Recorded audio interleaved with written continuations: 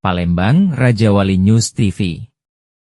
Glam Forest Fantasi adalah sebuah wisata alam dengan pemandangan indah dan banyak ragam wahana. Sangat cocok bagi warga Sumatera Selatan khususnya Kabupaten Banyuasin dan Kota Palembang yang ingin menikmati wisata dengan nuansa alami.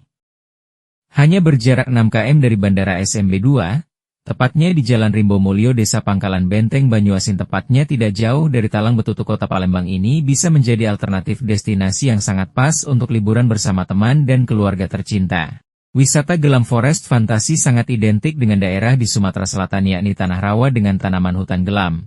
Pengunjung dapat menggunakan perahu untuk berkeliling, serta kolam renang untuk anak-anak, dan pondok-pondok yang bisa digunakan secara gratis.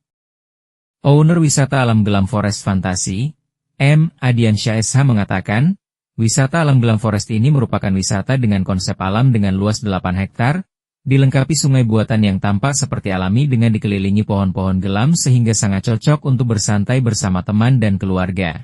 Untuk harga tiket masuk, HTM, Rp10.000 orang, tiket berenang anak-anak Rp15.000 orang, naik perahu dayung Rp5.000 orang, dan perahu motor Rp10.000 orang.